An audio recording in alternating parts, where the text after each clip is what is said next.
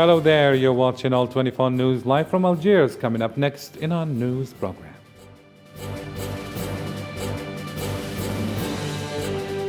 After Turkey and Algeria, Venezuelan President Nicolas Maduro arrived in Iran.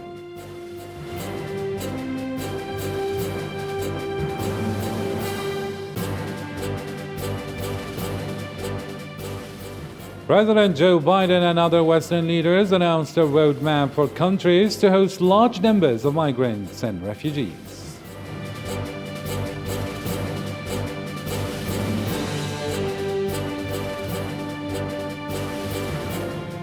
Ukrainian President Zelensky calls on Western nations to provide Kiev with more weapons.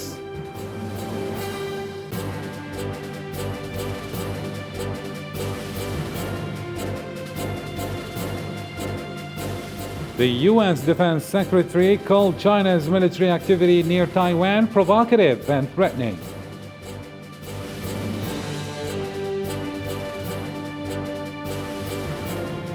Hello again, I'm Karim Fazakari, and those were today's headlines. First in our news, after Turkey and Algeria, Venezuelan President Nicolas Maduro arrived in Iran on Friday to meet with his Iranian counterpart Ibrahim Raisi, while these two oil-producing countries are under American sanctions. Hossein Berkan has more insights. Iranian Defense Minister Mohammad Reza received Venezuelan President Nicolas Maduro upon his arrival in Tehran for a two-day official visit. Maduro met President Raisi on Saturday, where high-level delegations from the two countries held a joint meeting. Iran and Venezuela signed a 20-year cooperation plan that includes cooperation in the fields of oil, petrochemicals, tourism, and culture. Maduro expressed also how much Venezuela suffered, yet survived despite the harsh economic sanctions that both states are subjected to.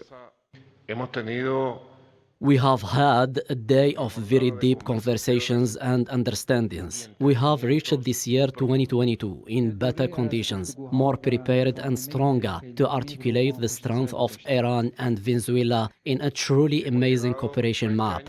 Venezuela went through hard, turbulent years as a result of the aggressions of imperialism. The years 17, 18, 19, and 20 were very hard, but Venezuela resisted. Venezuela contained the aggression, and Venezuela enters a stage of real and true recovery. Maduro's tour coincides with the Summit of Americas, which is receiving a lot of criticism for excluding many countries from Latin America, mainly Cuba, Venezuela, and Nicaragua, a concern that has been voiced out by Chile's recently inaugurated President Gabriel Boric. We are here for dialogue, to listen, and that is why we have the most profound conviction, as various other presidents who have preceded me have mentioned, that for this to really work, there can be no exclusions. We should all be here, and we are not all here. I don't like the exclusion of Cuba, Venezuela, and Nicaragua. La exclusión de Cuba, Venezuela y Nicaragua. Maduro's visit to Iran is the third after a tour to Algeria and Turkey aimed mainly at strengthening ties of integral cooperation between both countries, where Maduro launched a strong appeal to investors by promoting the many resources his country has, including oil, gas, and gold. He has signed numerous trade agreements in tourism, agriculture, and banking fields. It's noteworthy that the United States imposes an economic embargo, including an oil embargo on Venezuela, which cooperates with Iran in the field of oil exports and oil projects, and Iran has many investments in Venezuela. The Venezuelan-led negotiations between the Maduro regime and the unitary platform are the best way we can see, said Mr. Blinken, who also spoke about the economic exploitation of Amazonian resources by Brazil at the closing press conference of the Summit of the Americas in Los Angeles. Let's listen. Venezuelan-led negotiations between the Maduro regime and the unitary platform are the best path that we can see to trying to restore to Venezuelans a democracy that they clearly deserve and clearly want, and alleviate the extraordinary suffering that's taken place in recent years. Moving on to a different topic now, Ukraine could be the East Asia of tomorrow. These were the comments of Japanese Prime Minister Fumio Kishida at the Shangri-La Dialogue in Singapore, referring to the situation in Taiwan. In May, China and Russia conducted a joint aerial patrol in waters close to Japan and Taiwan, the first since Russia's war in Ukraine. Kishida made a strong point about the two military powers, who he believes will undoubtedly increase concern among other countries. I myself have a strong sense of urgency that Ukraine today may be the East Asia of tomorrow. Japan has also made the decision to shift its policy towards Russia and is united with the international community in efforts to impose strong sanctions against Russia and support Ukraine. U.S. Defense Secretary Lloyd Austin called China's military activity near Taiwan provocative and threatening, a day after his Chinese counterpart warned that Beijing would not hesitate to start a war if the island declared its independence. At the Shangri Dialogue Security Summit, Austin declared that peace and stability in Taiwan is a matter of international interest. Maintaining peace and stability across the Taiwan Strait isn't just a U.S. interest, it's a matter of international concern. So let me be clear. We do not seek confrontation or conflict. And we do not seek a new Cold War, an Asian NATO, or a region split into hostile blocs. We will defend our interests without flinching. President Joe Biden and other Western Hemisphere leaders on Friday announced what is being billed as a roadmap for countries to host large number of migrants and refugees. Mariam Zian with more details. President Joe Biden and other Western Hemisphere leaders signed a new agreement on the last day of the Americas Summit to confront the consequences of mass migration. The agreement includes legal pathways to enter countries, provide aid to communities most affected by migration, humane border management, and coordinated emergency responses. With this declaration, we're transforming our approach to managing migration in the Americas.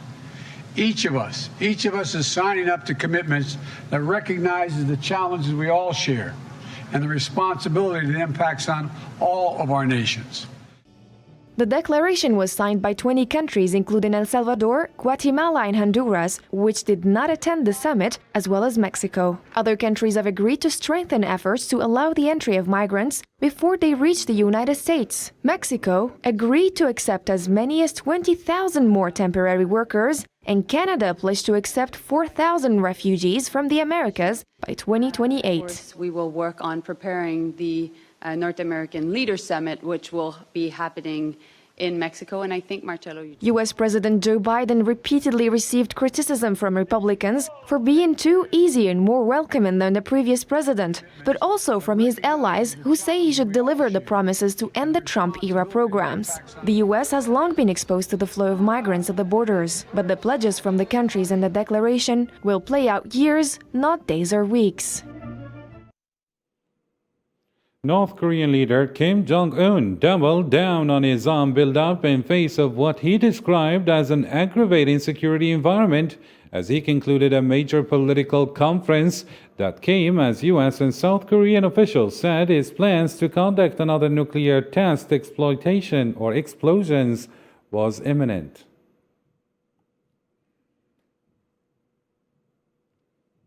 Ukrainian President Volodymyr Zelensky said that the battle with Russian forces continued to take place in the southeastern Donbas region and called on Western nations to provide Kiev with more weapons. Meanwhile, Russian President Vladimir Putin met the new president of Turkmenistan on Friday, in which the two leaders signed a declaration of strategic cooperation. Nabil Khazini.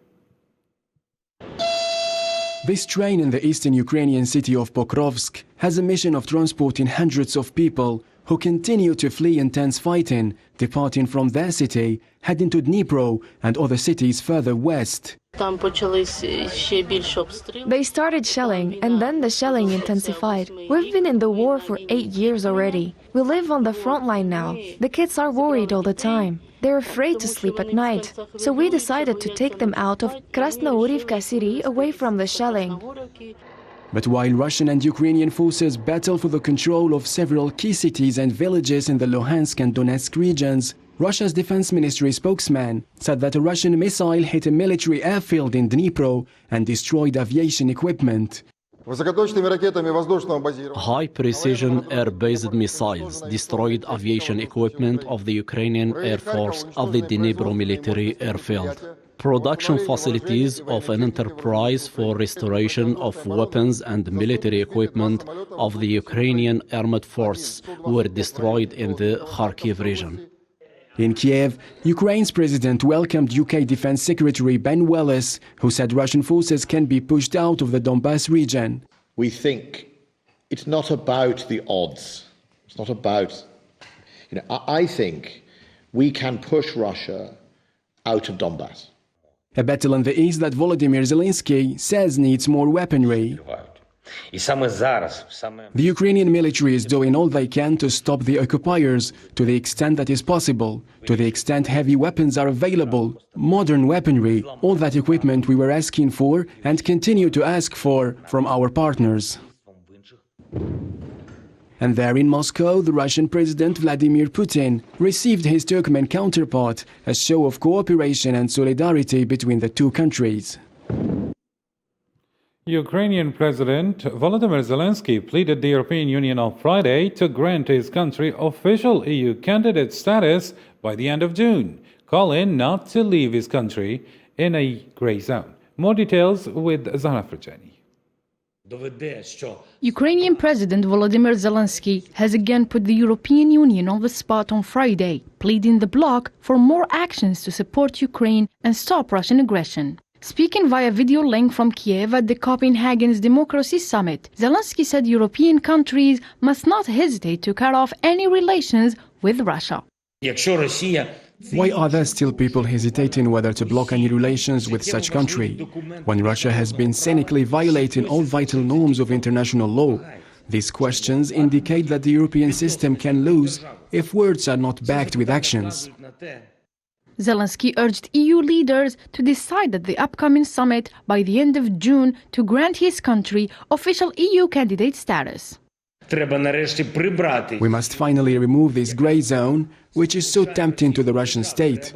We must move to actions from words that Ukraine is part of the European family. The coming weeks, the European Union can make a historical step which will prove that words about Ukrainian people belonging to the European family are not empty. President of the European Commission, Ursula von der Leyen, returned to Kiev on Saturday for an interview with Ukrainian President devoted to the reconstruction of Ukraine and its desire to integrate the European Union. Kosovo's Prime Minister Albin Kurti said on Friday he was in favor of Ukraine's membership in the EU during a news conference with German Chancellor Olaf Scholz. We are in favor also of Ukraine's membership into the European Union. Of course, Ukraine is the focus, and it is in the hearts of everyone that wants peace and democracy, because there is a terrible war going on there, an unprovoked and unjustified war. The process of joining the European Union is not easy for Ukraine. Several EU officials have come out in support of Ukraine joining the bloc, but they have also been clear this would be a long process, even if they try to speed things up, given Ukraine's circumstances. Australia unveiled on a Saturday a huge compensation deal with French submarine maker Naval Group, ending the financial dispute that has soured relations between Canberra and Paris for nearly a year. Australia's new Prime Minister Anthony Albanese declared that French group has agreed to a fair and equitable settlement of €555 million for breaking a massive €56 billion contract that sparked a diplomatic crisis between Paris and Canberra in September 2021, after Australian Prime Minister Scott Morrison had ended the French contract that had been in preparation for 10 years. Looking forward to taking up President Macron's invitation to me to visit Paris at the earliest opportunity. See a personal meeting between myself and President Macron in France as being absolutely vital to resetting that relationship. Moving on to a different topic now, Bolivia's former interim president, Janine Áñez, was sentenced on Friday to 10 years in prison for leading a coup against her left-wing predecessor, Evo Morales, in 2019. The court of first instance in the capital decided on a conviction of 10 years imprisonment to be served in a women's prison in La Paz. Brazilian police have found possible human remains in their search for UK journalist Dom Phillips and indigenous expert Bruno Pereira. The police say experts will analyze the organic material found in a river near the town of Ataliá do Norte in the remote Amazon rainforest. Blood traces found on a boat belonging to a fisherman who has been arrested will also be tested. Indigenous groups say both men have received threats for their work in the region, which has seen illegal fishing, logging, mining, and drug trafficking.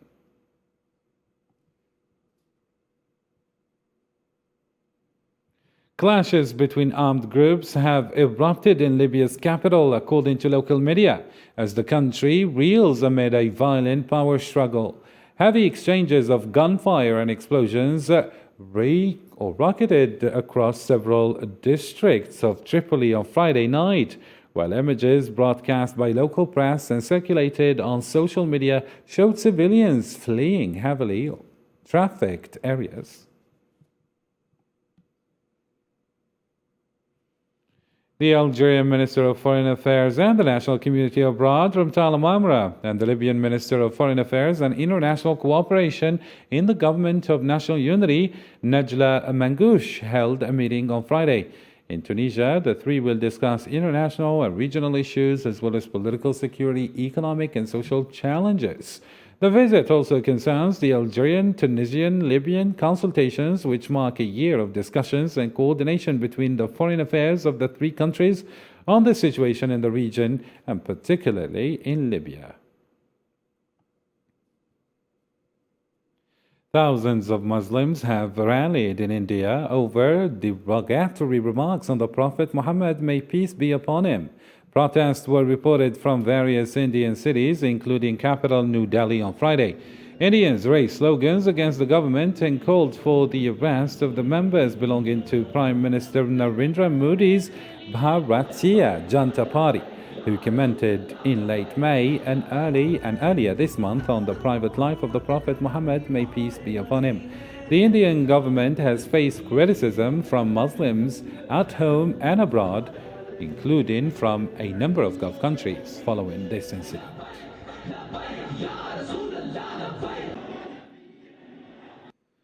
A High Court judge in the United Kingdom has ruled that a controversial deportation flight to Rwanda can go ahead.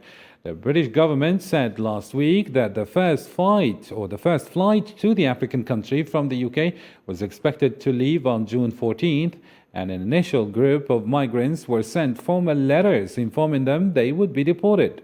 The government's plan has raised an outcry among human rights groups, opposition left-wing and liberal lawmakers, as well as some in the Conservative Party. During a speech in Los Angeles, where the Summit of the Americas was taking place, U.S. President Joe Biden urged the Americans to protect democracy, saying battle for nation's soul is far from being won.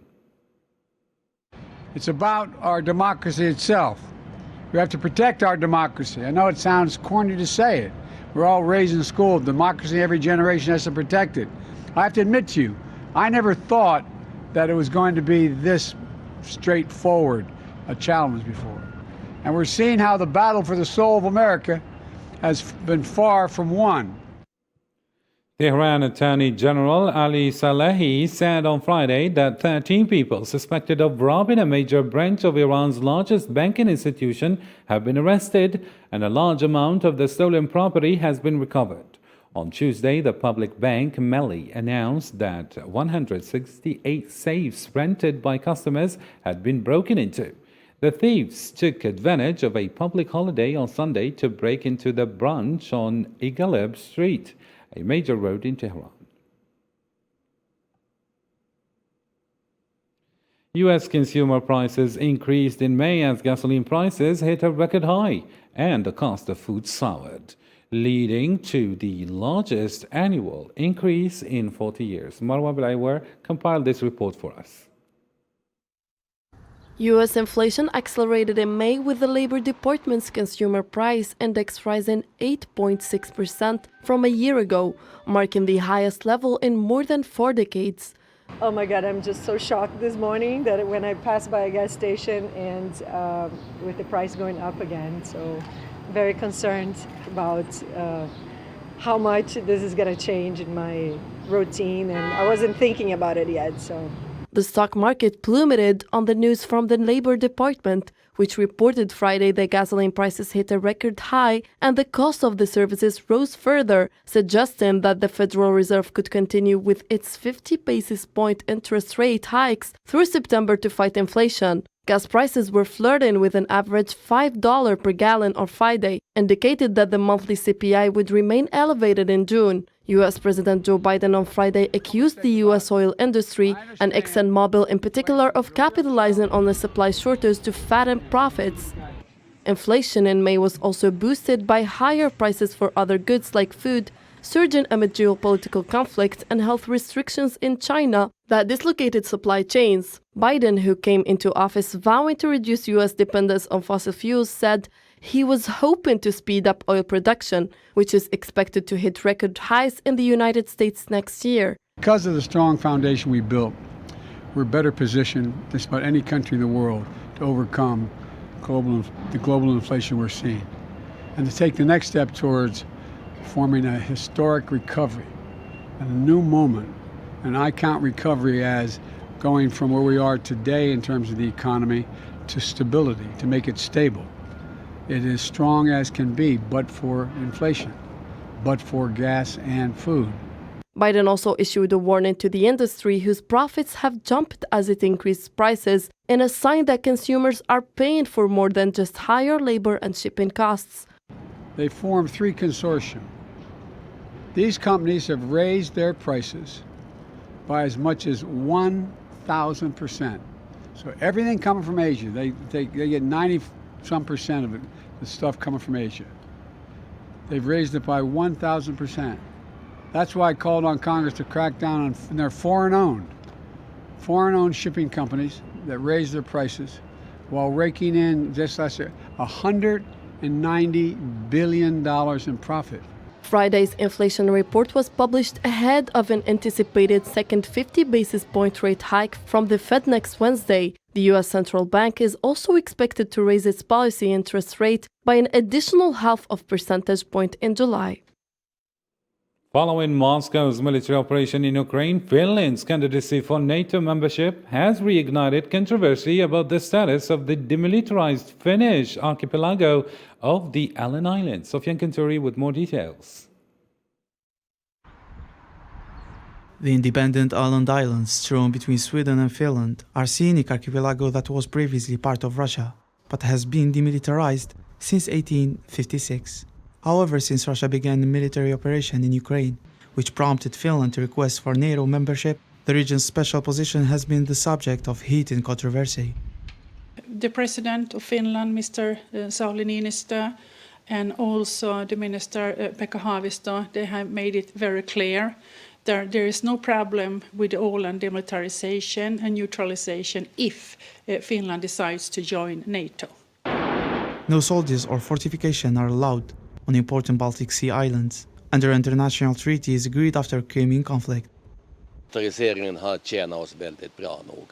Demilitarization has served us well. We have always thought, who would want to attack us when we have nothing worth taking? But it has changed with Putin's war in Ukraine. Nobody thought he would do it. Nobody believed it. But he still started a war.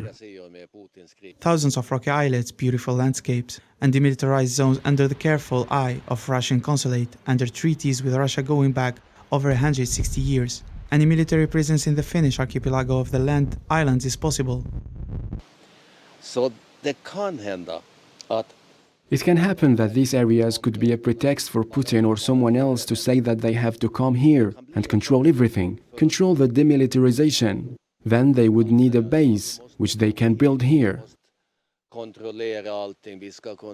Finally, following Moscow's military operation in Ukraine, Finland's candidacy for NATO membership has generated controversy over military posture of this independent archipelago of 30,000 people, laying halfway between Sweden and Finland in the Baltic Sea. And in our final story of our news, over its 60 years of existence, the Annecy International Animation Film Festival has been a global event dedicated to animation, bringing together the industry's leading professionals and celebrating the creativity and diversity of animation styles and techniques. The industry's main global event will take place on Monday the 13th until Saturday the 18th of the current month.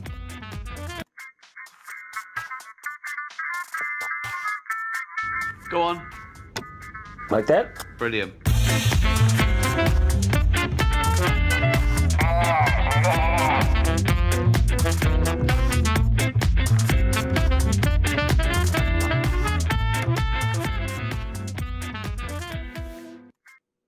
And with this, we reach the end of our program. Thank you so much for tuning in. This is Karim Zachary signing off. Bye for now.